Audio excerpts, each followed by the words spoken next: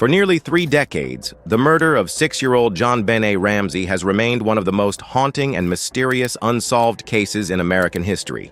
Found dead in her family's Boulder, Colorado home on Christmas morning in 1996, the investigation that followed captivated the world, twisted public opinion, and cast suspicion over her own family. But now, after 28 years of silence, false leads, and endless speculation, a chilling new detail has emerged. Could this be the moment when everything changes? Has the truth finally come to light?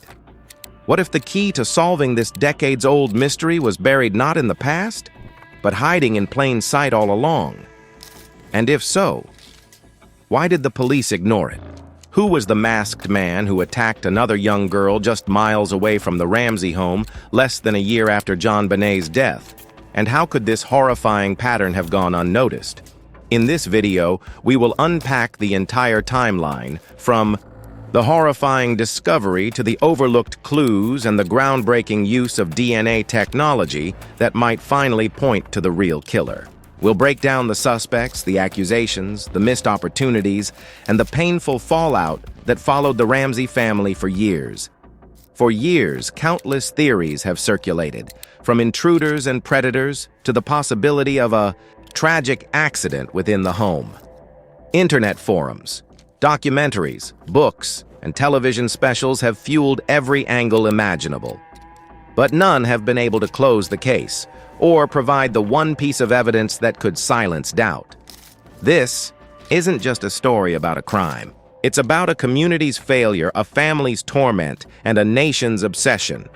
What you're about to hear might change everything you thought you knew. On the morning of December 26, 1996, a call to 911 would set off one of the most infamous criminal investigations in U.S. history. Patsy Ramsey, JonBenét's mother, dialed the emergency line at 5:52 a.m., reporting that her daughter was missing and that a ransom note had been found inside the home. The note, placed on a staircase, demanded $118,000 for JonBenét's safe return, a strangely specific sum that mirrored John Ramsey's recent bonus. By the time police arrived at the Ramsey residence in Boulder, Colorado, confusion had already taken root. Officers failed to properly secure the scene. Friends, family members, and even a minister were allowed to move freely around the home, contaminating what would later be seen as critical evidence. In a devastating turn, just hours later at 1:05 p.m., John Ramsey and a friend, Fleet White, discovered JonBenét's lifeless body in the basement's utility room. She was found with duct tape over her mouth, a nylon cord around her neck, and her hands bound. Her favorite pink nightgown lay beside her. The ransom note's promise that she was safe and unharmed was a lie. Police were shocked. They had treated the house as a kidnapping scene, not a murder scene, and the discovery of her body inside the home immediately shifted suspicion toward the family. The peculiarities piled up quickly. Why was JonBenét's body still in the house? Why had the note been handwritten over multiple pages with phrases echoing lines from popular movies? And why did the note's author seem to know so much about the Ramseys? In those first crucial hours, the investigation was marked by hesitation and disorganization. Officers admitted they had not searched the entire house when they first arrived, believing the note meant JonBenét had been taken elsewhere. And when John Ramsey found her body, he picked her up, unintentionally compromising yet another piece of evidence. What really happened in those 8 hours between the 911 call and the moment JonBenét was found? Why were protocols not followed? And how did a well-meaning response unravel into a media frenzy and a botched investigation? Stay with us as we examine the ransom note next, a piece of writing so unusual it would become central to the entire case. Even the time of the ransom note's delivery, between 8 and 10 a.m., passed with no follow-up from the supposed kidnappers. There was no phone call, no instructions, no signs that anyone, of all the clues left behind in the JonBenét Ramsey case. None has sparked more debate, confusion, and suspicion than the ransom note. Found by Patsy Ramsey on a back staircase in the family's home, the 2.5-page letter was unusually long for a ransom demand and filled with bizarre language and inconsistencies. The note claimed to be from a small foreign faction and instructed the Ramseys to withdraw exactly $118,000, an oddly specific amount that matched John Ramsey's Christmas bonus from his company. Investigators immediately flagged this as a potential sign that the note's author had intimate knowledge of the family's finances, but it wasn't just the amount that raised eyebrows. The wording in the note echoed lines from popular action, movies like Dirty Harry and Speed, making it feel more like a script than a genuine ransom request.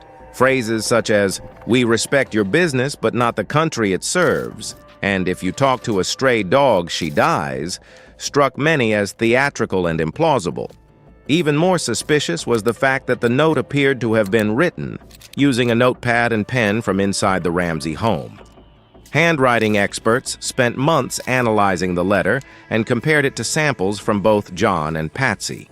Though the results were inconclusive, some experts suggested that Patsy's handwriting was a close match, though never definitively proven. Adding to the suspicion was the amount of time it would have taken to compose such a lengthy note in the home of a kidnapped child. Why would a kidnapper risk so much time inside the house? And why leave the body behind if the goal was a ransom? Police began to question whether the note had been staged as part of a cover-up. If someone inside the house had harmed JonBenét, the ransom letter could have been a deliberate attempt to redirect the investigation. The discovery of the note, its odd references, and its convenient use of household items suggested one chilling possibility. The killer was already inside the house when JonBenét was killed. But could the handwriting be trusted? Could this note, in its strangeness, actually reveal the mindset or identity of the person responsible? To this day, forensic linguists and criminal profilers continue to study the note for hidden meanings, psychological patterns, and linguistic anomalies. Some believe it was written by someone attempting to sound threatening, but lacked the authenticity of a true. The autopsy performed on JonBenét Ramsey revealed grim and disturbing findings that would shape the course of the investigation for decades. Her official cause of death was asphyxia by strangulation associated with craniocerebral trauma, indicating that she had been strangled and suffered a severe blow to the head. The injuries were extensive. A cord was found wrapped tightly around her neck, tied to a makeshift garrote fashioned from a paintbrush, part of which was missing and believed to have come from Patsy Ramsey's art supplies. She had also suffered blunt force trauma to the skull, likely inflicted before the strangulation. The two injuries led some forensic experts to theorize that the blow may have rendered her unconscious, with strangulation being the cause of death. There were other disturbing details. A piece of duct tape covered her mouth, and her hands were tied. Medical examiners noted signs of prior irritation in her vaginal area, though no male DNA fluid was detected. This finding led to speculation about prior abuse, but nothing conclusive was determined. Strangely, the contents of JonBenét's stomach included undigested pineapple, suggesting she had eaten it shortly before her death. A bowl of pineapple was found in the kitchen with a spoon, and Patsy Ramsey's fingerprints were later identified on it. Yet both parents denied giving JonBenét the fruit that night, further clouding the timeline. Then came the game changer: DNA evidence. In 2003, forensic scientists discovered a partial DNA profile on JonBenét's underwear that did not match any member of the Ramsey family. That profile was uploaded to the FBI's Combined DNA Index System, CODIS, but no match was found. More surprises followed in 2016, when advanced testing revealed that not one but two unidentified male DNA profiles were present on her underwear, the cord, and the paintbrush used in the garrote. Former FBI profiler Candace DeLong and forensic experts believe the repeated presence of unknown DNA across multiple items strongly suggests it belonged to the killer. Yet others, like forensic pathologist Dr. Michael Baden, argue that such trace DNA could be transferred innocently through handling or manufacturing. Still, the mystery deepens. Could these DNA traces be the final clue that solves the case, or just another puzzle piece that leads nowhere? Even more perplexing, 6 total DNA samples were identified from unknown individuals across JonBenét's clothing and the crime scene materials. This reinforced the theory that more than one person might, from the moment JonBenét's body was discovered in the basement, public and police scrutiny turned inward, toward the Ramsey family themselves. It's a disturbing reality in many child murder cases. When there are no signs of forced entry, suspicion often begins at home. John and Patsy Ramsey were immediately under the microscope. Investigators questioned why they allowed so many people into the house after calling 911, potentially contaminating the crime scene. Even more alarming to authorities was the apparent lack of emotion in their televised interviews, especially from Patsy, whose demeanor many found odd. Then came the ransom note, which some experts believed bore similarities to Patsy's handwriting. Though not definitively proven, the suspicion lingered.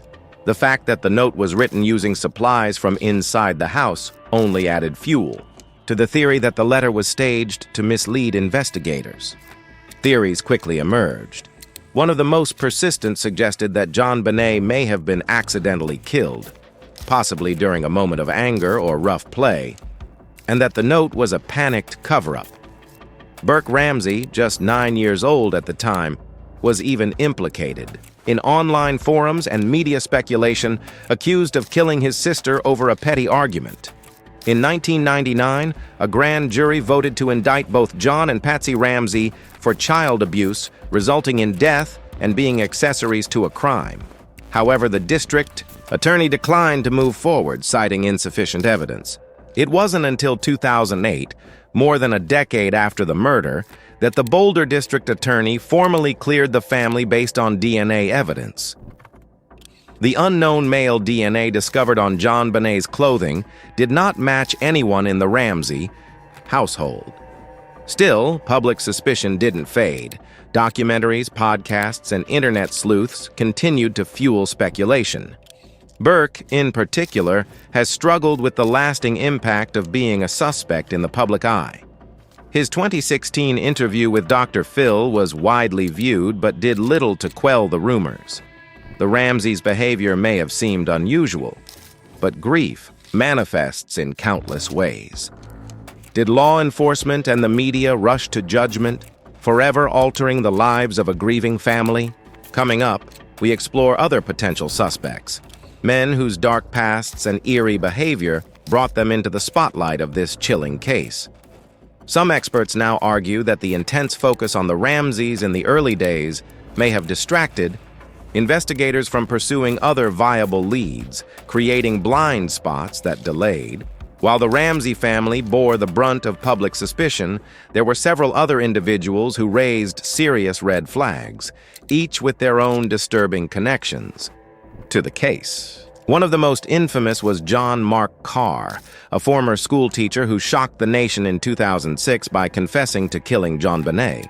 He claimed to have been with her when she died and described the night in eerie, almost rehearsed detail. But there was a glaring issue. His DNA didn't match the samples taken from the crime scene. Additionally, Carr's ex-wife confirmed he was in Alabama at the time of the murder. Ultimately, prosecutors concluded his confession was false, possibly the product of delusion or a desire for attention. Then there was Gary Oliva, a convicted sex offender living in Boulder at the time of JonBenét's death. Oliva was reportedly obsessed with the young girl, carrying a photo of her in his backpack and allegedly attending a vigil held in her honor. He later told a friend he had hurt a little girl, and police found a stun gun in his possession, an item some believe was used on JonBenét. Still, no physical evidence linked him to the crime, and his DNA did not match. Michael Helgoth, an electrician with a troubled history and possible financial conflict with the Ramseys, also emerged as a suspect. Authorities found boots at his home that matched a print found near the body and a stun gun similar to the injuries JonBenét sustained. Strangely, 2 days after police announced they were closing in on a suspect, Helgoth was found dead, an apparent suicide. Some believe it was guilt, others coincidence. Despite these profiles, police never brought charges against any of them. Their DNA didn't match, and their timelines couldn't be definitively tied to the crime scene. Yet each name added a layer of complexity and confusion to the investigation. Were these men disturbed opportunists trying to insert themselves into a high-profile case? Or could one of them still be the key to unraveling the mystery? As we move forward, we'll examine a chillingly similar case that occurred just months after JonBenét's death, an incident that might finally connect the dots. Each suspect brought new headlines, speculation, and fresh hope for closure, but also disappointment. Their disturbing confessions and behaviors reignited public interest, but rarely led to substantial breakthroughs. Over time, frustration grew. Why were so many potential leads ending in dead ends? 9 months after JonBenét Ramsey's tragic death, another disturbing incident took place in Boulder, Colorado, an event that, in hindsight, may have been the key to unlocking her case. A masked man broke into the home of a 12-year-old girl just 2 miles from the Ramsey residence. The intruder attacked the child in a manner eerily similar to JonBenét's murder. He managed to harm her before being scared off by the girl's mother, who had returned home unexpectedly. Despite the similarities, police dismissed the idea that the 2 cases were connected. But to John Ramsey, this was no coincidence. In a recent interview, he revealed chilling details. Both girls attended the same dance studio. The attacks happened at night, and in both cases, there was no sign of forced entry, suggesting the attacker may have been inside the home before the families returned. John believes the killer in both cases could be the same person. "I think the way the killer acted was exactly the same," he said. Shockingly, the same detective who worked on JonBenét's case also investigated this second attack, yet didn't pursue the lead. The parents of the second victim were equally frustrated, describing the police response as incompetent and giving them a -5 on a scale of 1 to 10. For years, this incident was buried in public memory. But as cold case investigators revisited old files, patterns began to emerge, details that had been missed, overlooked, or ignored. John Ramsey has since made it his mission to raise awareness about this connection, urging law enforcement to take the second case seriously. Today, he is pushing for the use of advanced DNA testing and genetic genealogy to identify possible suspects, not only in JonBenét's case, but also in similar unsolved crimes in the area. Could this be the breakthrough the investigation has desperately needed? Is it possible the killer struck again and slipped through the cracks? Up next, we explore how technology could finally expose the truth, as we dive into the promise of genetic genealogy and the hope it brings to solving one of America's most tragic cold cases. Investigators had a second chance to learn from their mistakes, but chose not to act. Why was this lead with so many eerie parallels never fully pursued? Some argue it was tunnel vision. Others believe the case had already become too politically charged for anyone to admit a missed opportunity. Really. In recent years, genetic genealogy has revolutionized the field of criminal investigation. By combining traditional family tree research with DNA analysis, this cutting-edge technology has already cracked dozens of cold cases, including the infamous Golden State Killer. John Ramsey believes it could do the same for JonBenét. He has urged law enforcement to adopt these tools and re-examine the DNA evidence collected from the crime scene. Unlike older DNA testing methods, genetic genealogy doesn't require an exact match. Instead, it can identify distant relatives of a potential suspect, allowing investigators to trace back through family lines. This approach has led to arrests in cases that once seemed impossible to solve. But for it to work, police need to upload the DNA into specialized public databases, something Boulder authorities have yet to do. Ramsey's frustration is palpable. The technology exists, the resources exist. What we need is the will to use them, he told reporters. His message is clear. Every day that passes without progress is another day JonBenét's killer remains free. Could this technology be the final tool to bring justice, or will bureaucratic hesitation keep the answers buried for good? Supporters of the Ramsey family are calling for immediate action, saying, after nearly 3 decades of pain, rumors, and unanswered questions, the case of JonBenét Ramsey may finally be reaching a turning point. With emerging leads, powerful technology, and renewed public pressure, the truth feels closer than ever. But whether justice is truly on the horizon or remains just out of reach depends on what happens next. Will investigators act? Will silence finally be broken? One thing is certain, JonBenét's story isn't over, and neither is the fight for truth. If you found this story powerful, like this video and subscribe for more true crime coverage. Justice deserves to be heard. Stay informed. Stay informed.